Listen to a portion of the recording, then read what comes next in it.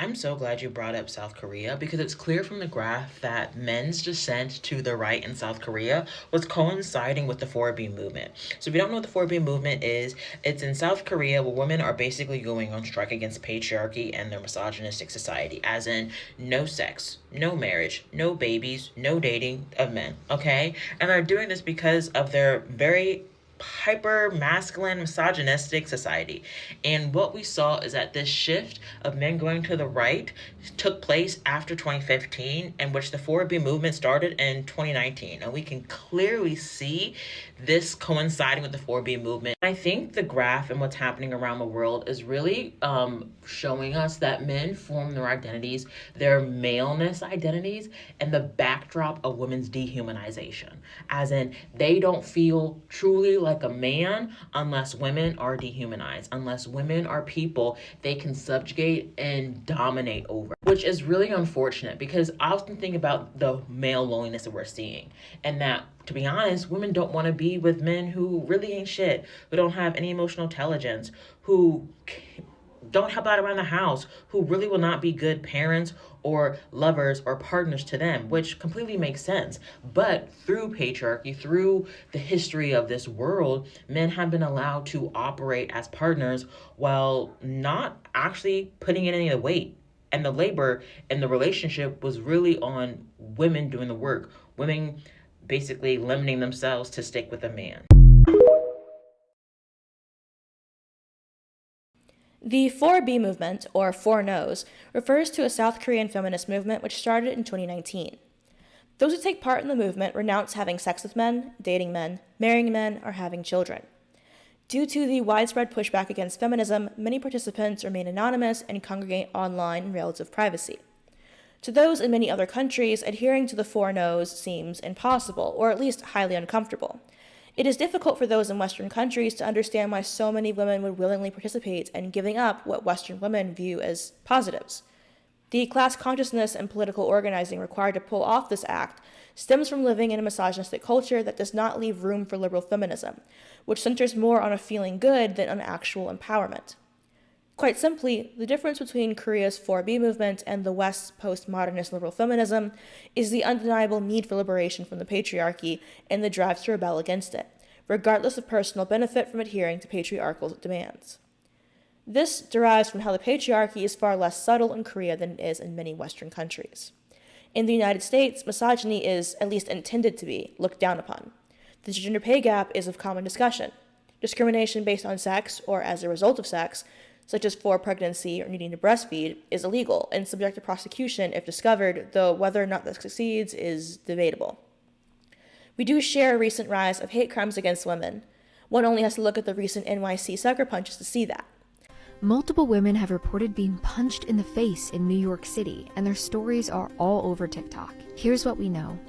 A series of women have been posting alarming TikTok reports about being randomly punched by a stranger while walking in New York, including at least 2 daylight attacks reported to cops this week. Social media influencer Hallie Kate posted a clip after she was struck in broad daylight. You guys, I was literally just walking, and a man came up and punched me in the face. Oh my god, it hurts so bad. I can't even talk. Literally, I fell to the ground, and now this giant goose egg is forming, and I'm like, oh my god, it looks so crazy. Since Kate's viral video was uploaded online on Monday morning, multiple other women have now echoed her claims to say they have been victims as well. So I have fallen victim to the men in New York City. He goes, sorry, and then punches me in the head. Out of nowhere, this man just came up and hit me in the face.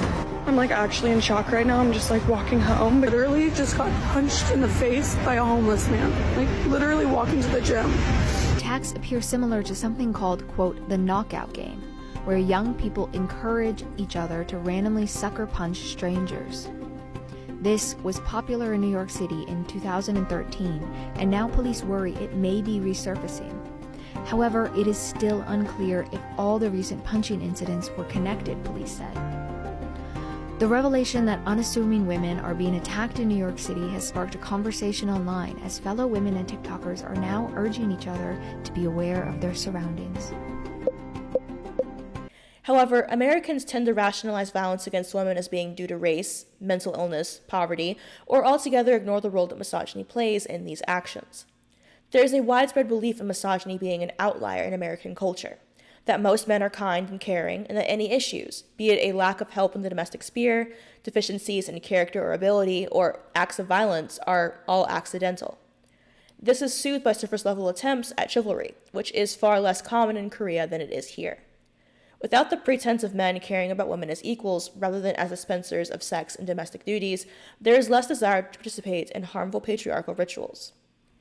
Despite a heavy academic focus and an aging workforce, women remain unable to move up the corporate ladder or to be taken seriously as equals to men in similar positions in the workforce.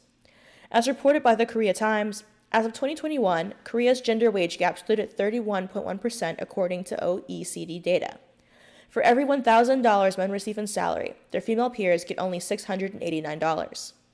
In another report released by World Bank on Friday, titled Women, Business, and the Law 2023, Korea scored 25 out of 100 in the pay category, followed only by 9 countries, including Afghanistan, Azerbaijan, Egypt, and Syria. This is despite Korean women having overtaken men in academic performance, as a recent study found that girls now outperform boys on various educational metrics, including college enrollment rates, which as of last year stood at 78% for girls and 74% for boys. This is in great part due to a belief that a woman's career is short-term. In other words, she will only work until she is married and will be unlikely to return to the workforce after, making employers hesitant to invest in them as employees. Kim Ji-young, born 1982, a novel which centers around the everyday misogyny women face in Korea, and a great inspiration to the 4B movement, notes this practice as being tied to the pressure placed on women to reproduce. One passage reads, Ji-young discovered a lot of things that night. The planning team was handpicked by the head of the company himself. The competent middle management section managers were chosen because the planning team needed a strong foundation, and the men were picked because the planning team was a long-term project. The head of the company knew that the nature and intensity of the marketing agency job made it difficult to maintain a decent work-life balance, especially if childcare came into play, and therefore he did not think of female employees as prospective long-term colleagues. He had no intention of giving employees better hours and benefits either. He found it more cost-effective to invest in employees who would last in his work environment than to make the environment more accommodating. That was the reasoning behind giving the more high-maintenance clients to Ji-young and Kang Hye-soo. It wasn't their competence. Management didn't want to tire out the prospective long-term male colleagues from the start. This reality leaves mothers often working part-time retail positions, as they offer flexibility that higher-paid positions do not.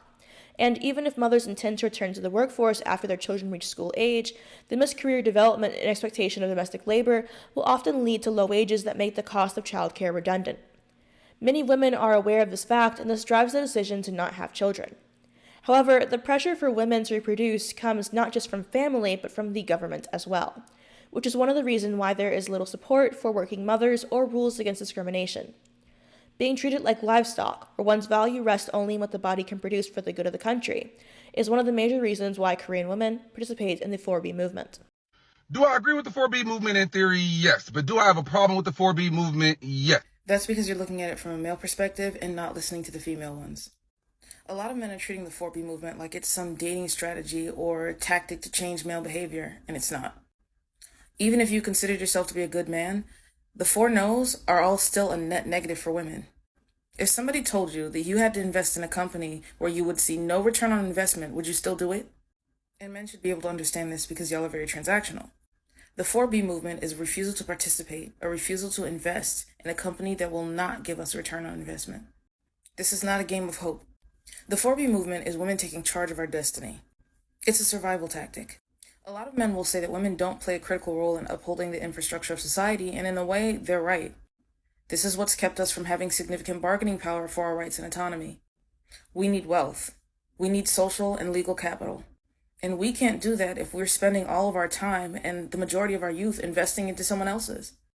We can't bargain or even influence if we don't play a significant role in society. That includes wealth and participation in the building of the infrastructure of society. We're not less than, and we're not inherently servile. But unless our bargaining power says that, you won't have a reason to treat us as otherwise. That's just the reality of it. Anna Sussman writes in A World Without Men, in December 2016, Korea's fertility rate hovered at 1.2 births per woman. It has since slid to 0.78, the lowest in the world. The Korean government launched an online national birth map that showed the number of women of reproductive age in each municipality, illustrating just what it expected of its female citizens. South Korean President Yoon Suk-yeol won the election in March 2022 with a message that blamed feminism for Korea's low birth rate, and a promise to abolish the country's Ministry of Gender Equality and Family. Women were outraged by this map, observing that the government appeared to consider them livestock. One Twitter user reportedly created a mock map illustrating the concentration of Korean men with sexual dysfunction. Several of these digital feminists responded with a boycott to the reproductive labor expected by the state and decided that the surest way to avoid pregnancy was to avoid men altogether. Additionally, participating in Korea's beauty culture is often required to acquire and maintain employment. In other words, if you aren't attractive enough, you're expected to fix it through plastic surgery, makeup, and other costly procedures. Elise Hu, author of Flawless, Lessons in Looks and Culture from the K-Beauty Capital, writes, Korean women accurately perceive that failing to be thin or failing to be beautiful will literally cost them. Korea is still a place where you're encouraged to attach a headshot to a resume, where passport photos come photoshopped by default. The wheels are greased for you to buy into the standards because it's culturally acceptable, easy, and relatively affordable to get surgery. 1 in 5 women have undertaken cosmetic surgery in South Korea, according to the International Society of Aesthetic Plastic Surgeons. And for many jobs, such as the competitive flight attendant position, women are even graded for their makeup and hairstyling ability when they try to get hired. Would you be considered pretty in South Korea? South Korea is the plastic surgery capital of the world. The most common procedure there is the double eyelid surgery. Double eyelid surgery can make eyes appear bigger and rounder, which appeals to the beauty standard in South Korea. It's ideal to have extremely light skin, and skin whitening products are very common.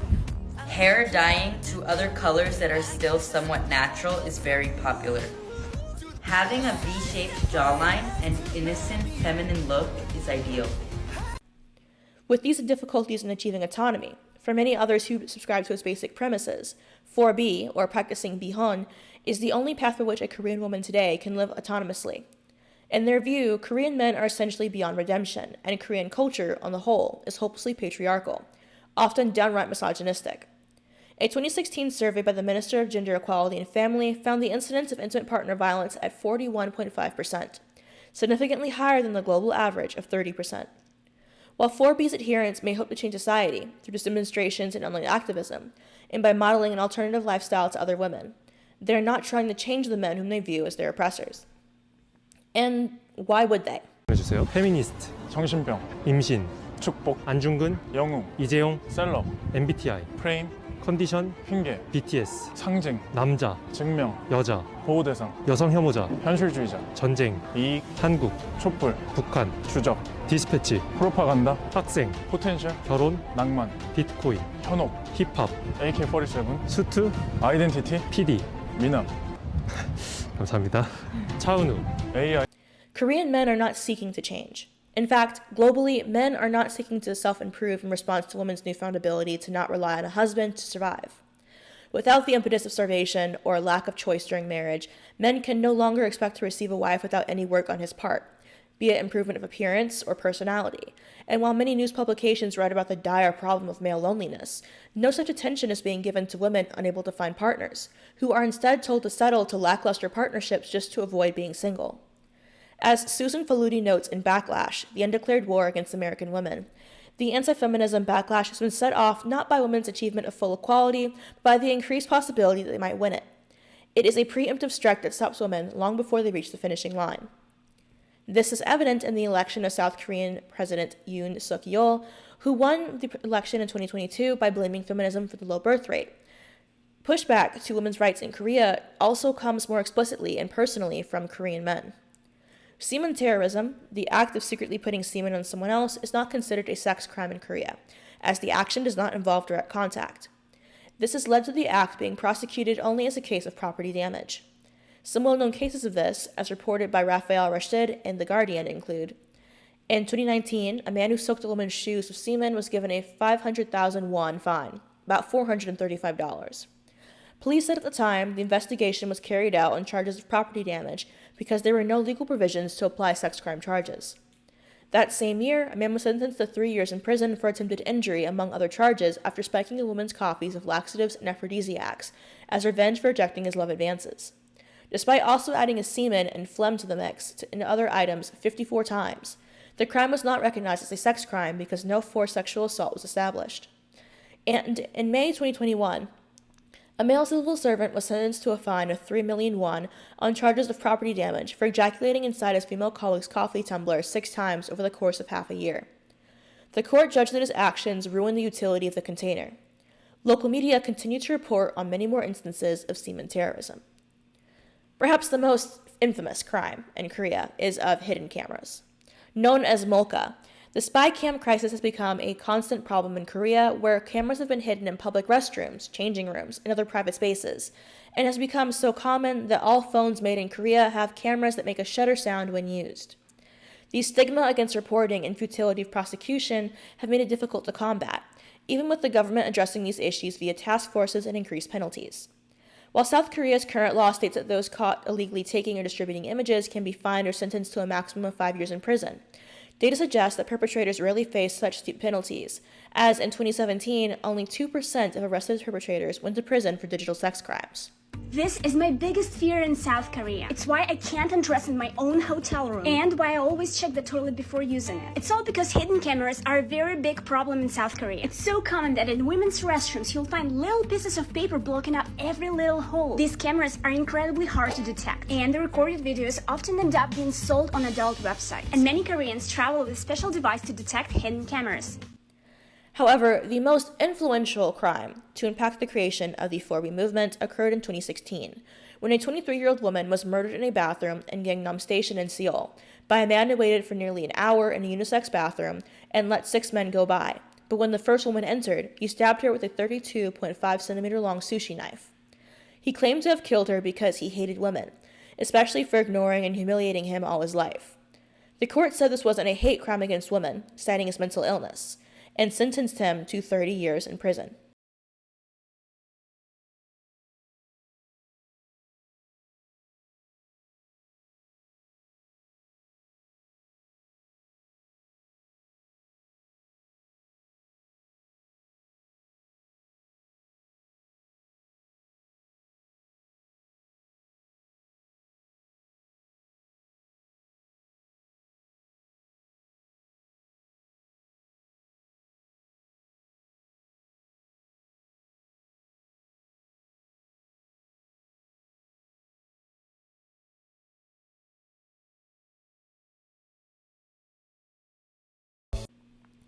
Western liberals especially should recognize the role that unisex bathrooms had to play in this murder.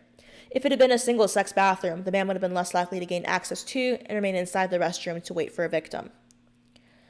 Separatism is often up for debate within radical feminist circles in the West.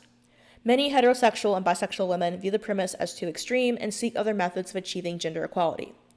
It is from this cultural difference that feminism bifurcates so sharply between Korea and America.